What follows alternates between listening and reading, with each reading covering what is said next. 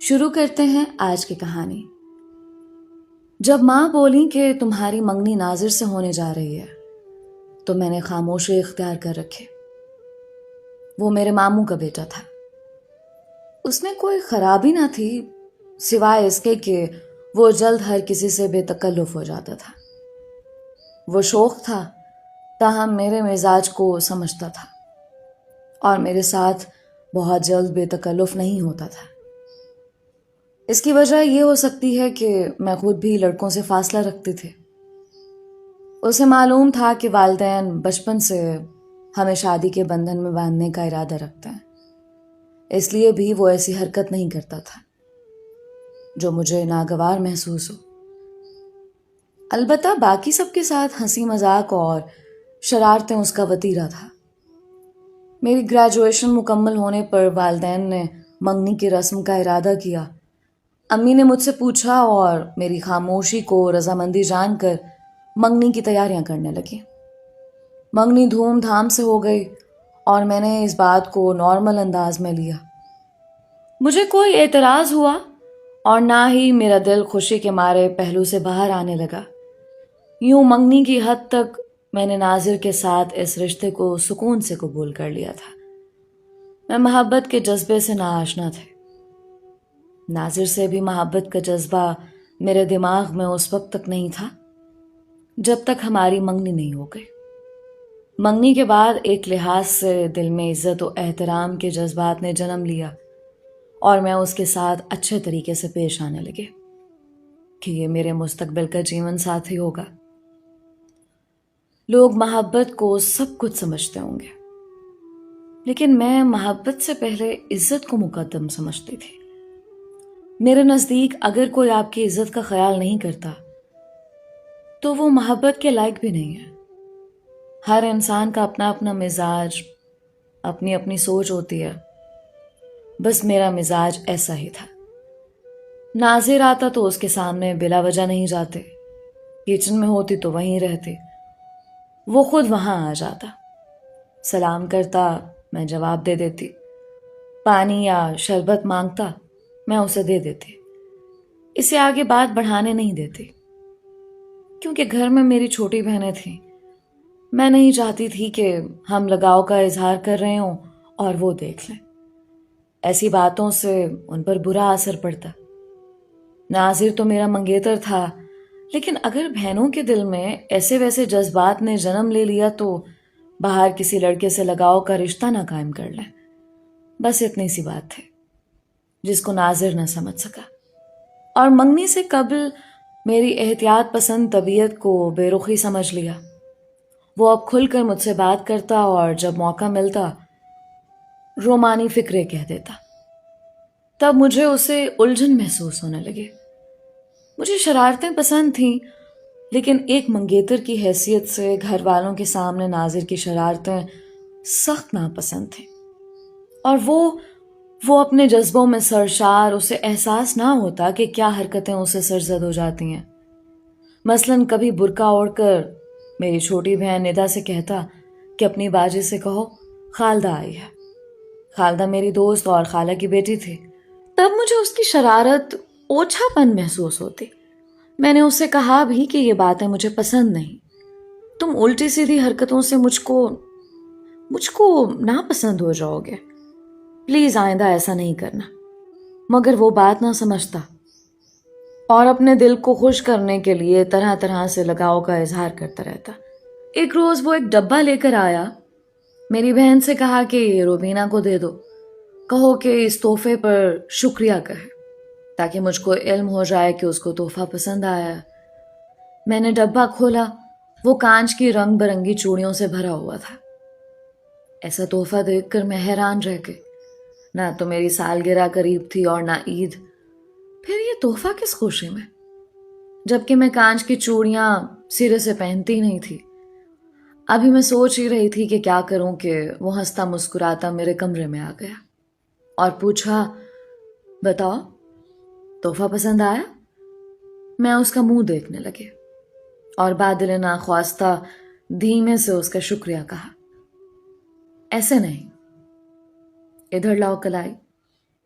मैं एक सेट अपने हाथों से तुम्हारी कलाई में पहना दूं।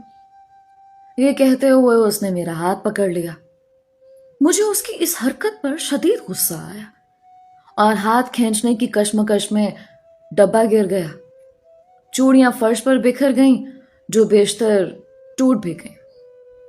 तभी वो गोया हुआ, टूट गई हैं तो कोई बात नहीं, मैं और ला दूंगा।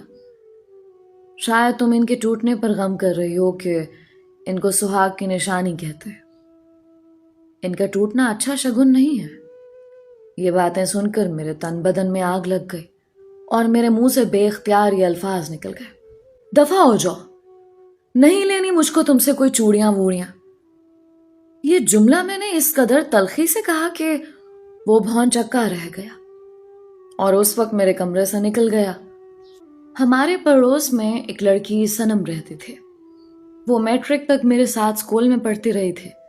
इत्तेफाक से उस वक्त वो आ गई। मुझे रोते देखा तो पूछा, अरे क्या हुआ, क्यों रो रही हो? मेरा दिल दुख से भरा हुआ था, लिहाजा सारी बात उसके गोश गुजार कर दी। वो कहने लगी, अरे पगली, इसमें रोने की क्या बात है? वो तुम्हारा मंगेतर है, उसको इतना हक तो है कि तुमसे अपनी मोहब्बत का इजहार करे। सीधा सादा सच्चे दिल का लड़का है, तभी जो मन में आता है कर गुजरता है। इसमें उसकी बुरी नीयत नहीं है और ना ही वो कोई बदमाशी कर रहा है। तुम उसकी मोहब्बत और सादगी को गलत समझ रही हो। मैं तुम्हारी जगह होती तो खुद को खुश नसीब ख्याल करती। खैर, उसने मुझको समझा बुझा कर पुरसुकून कर दिया। मैंने बस इतना कहा कि बेशक नाजिर मुजरिम नहीं मगर बेवकूफ़ है और मुझे इस बात का दुख है कि वो संजीदा तौर तरीके क्यों नहीं अपनाता। इस वाक़ये के बाद नाजिर ने मुझसे फिर कोई मजाक किया और ना लगाव का इजहार। ताहम हमारे घर आना भी उसने तर्क ना किया, बल्कि अब वो ज़्यादा आने लगा। जब वो आता तो मैं अपने कमरे में जा बैठती और उस वक्त तक बाहर ना निकलती जब तक वो चला न जाता। वो बदस्तूर अम्मी और मेरे बहन भाइयों से मजाक करता और लतीफ़े सुनाकर उनको हंसाता। लेकिन अब उसकी शरारतों में कमी आ गई थी। रफ्ता रफ्ता मैंने नोट किया कि जब भी नाजिर हमारे घर आता, सनम भी आ जाते। वो हमारे सहन में उसकी आवाज़ सुन लिया करती थी। नाजिर की आदत थी कि वो ज़ोर से बोलता और जी भर कर हंसता था। इस तरह उसकी आमद का पड़ोसियों को पता चल जाता था। एक दिन मैं अपने कमरे में बैठी आंसू बहा रही थी कि सनम आ गई। उसे देखते ही मैं मुंह धोने के बहाने वॉशरूम में घुस गई। उसे अंदाजा हो चुका था कि मैं आंसू साफ करने गई हूं। तभी मुझे कसम देकर पूछा कि क्या बात है, क्यों रो रही हो? मैं तुम्हारी दोस्त हूं, खुदारा मुझसे मत छुपाओ। जो बात तुमको परेशान कर रही है बता दो। मैंने उसे मेज पर रखा हुआ गुलदस्ता दिखाकर कहा कि देख रही हो, अभी थोड़ी देर पहले नाजिर आया था और ये गुलदस्ता रख कर गया।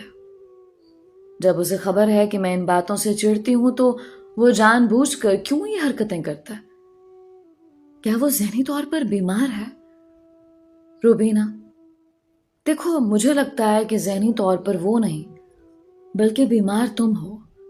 वो एक नॉर्मल इंसान है। अब तुम मानो ना मानो। अच्छा ऐसा करो, ये गुलदस्ता तुम मुझे दे दो। मैंने सदाबहार के फूलों का वो गुच्छा उसे थमाकर कहा, लो, तुम इसको हमेशा के लिए अपने पास रख लो।